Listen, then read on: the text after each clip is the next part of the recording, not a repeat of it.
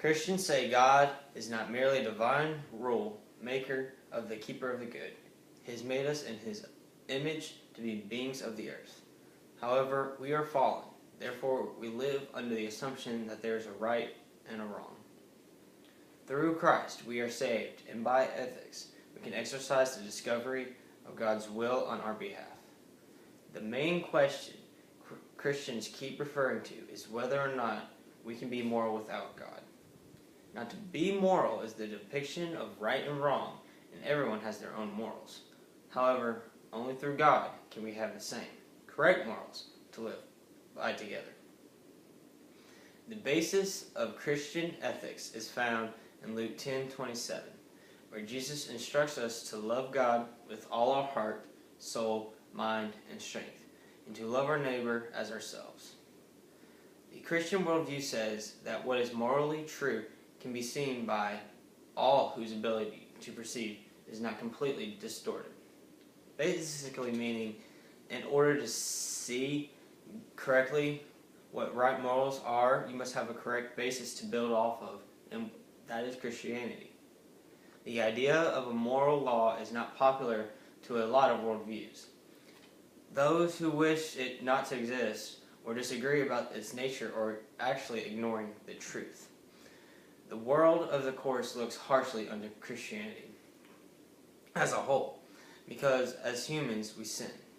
Christianity predicts this. Because of sin, people will do evil, and often do it under the banner of goodness. However, to blame God's whole word for this is contrary, because one cannot blame God for prophesying the truth. Some worldview examples are Muslims believing moral norms are products of God's decree, or Marxists relying only on the economics or natural philosophy. And even postmodernists argue morality based on the community values. And really, to end it off, new spiritualists see ethical behavior following ethical truth. But you see, Christians correctly view moral norms as proceeding from God's nature or character. He says himself that we should live and act like Him in our everyday lives. What we do as Christians in order to check our morals is determining what conforms to God's character and what does not. Seeing right and wrong as based on the nature and character of a personal loving God is superior to the concept of moral relativism. Moral relativism is the belief that truth, knowledge, or morality is relative to the individual, society, or historical context. This simply means that one own's personal morals only matter to themselves. Let me give you an example. If a person believes murder is right due to their own morals, then the whole world would be utter chaos. Nothing would get accomplished, and then everyone would be able to do whatever they wanted. And this is why we as humans go to God for correct morals, because without Him, what else do we have to base our knowledge of good and evil? Philosopher Luke Ferry says that we have all been given natural gifts, and how we use them makes them good or bad. This idea has revolutionized the history of thought. At the heart of Christianity, morals are not complicated.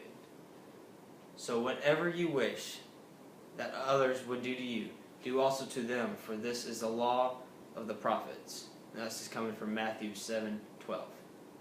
And another verse. And let love be genuine. Abhor what is evil. Hold fast to what is good. That's Romans 12:9. See, the Bible gives clear guidelines for moral decision making, so we can figure out what is right in the circumstances we face. The most known principles are the Ten Commandments, established the basic moral law for humanity. Most of Scripture is dedicated to describing God's moral law. The Bible, by using Jesus Christ, describes His ministry and ethical teachings in an understandable way. You see, by following Christ, we experience how to focus on God's glory. Going back to Luke 10:27, Jesus was referring back to the Old Testament, restating what God had always said down as to us the proper view of morals and ethics. As Christians, our faith in God does not accept us from worldly concerns, such as feeding the hungry or caring for the sick. Jesus tells us that when we serve others, we serve Him. And when we fail to serve others, we fail to serve Him. For the Christian, the moral order is as real as the physical order. Some would say even more real. This internal moral order reflects the character and nature of God Himself. If only the natural world may be taken into account, and what is uniquely beneficial, no ethical standard can be known as absolute. See, this is called relativism.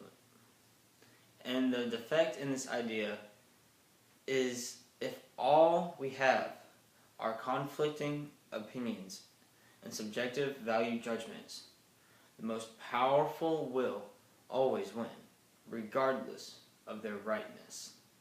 The strong will conquer, and no self-opinion will matter. Only what morals stand correct to the most powerful. Community and divinity are also valid. Rather than always starting with the individual, we need to take into account the relationship between people and God's will as legitimate starting points for moral understanding. Actually realizing our obligations to God is the only thing that gets us past relativism. We realize God is truth. Therefore, it is always unlawful and morally wrong for a judge to take a bribe. We understand God is loving. Therefore, murder can be called universally wrong among all. You see, if all ethical standards are relative to a particular culture, the best we can say is it is unlawful in the present circumstances.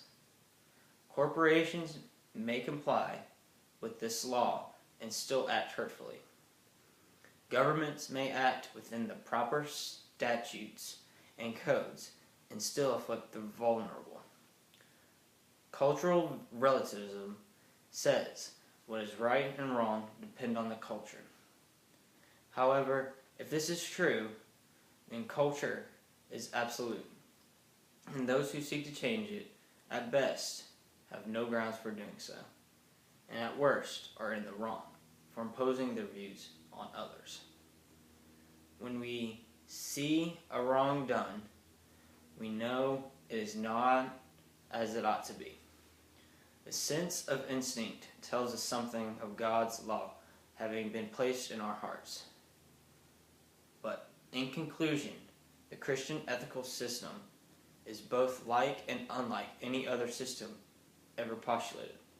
We must decide now how we will act in response as Christians. We want to be like God. We want to be able to follow Him and do what He wants us to do in this world. And this is why He sets down morals for us. And we cannot live without God and His morals, because if we did, this world would not work. It wouldn't function. There's just no possible way without morals, especially coming from God.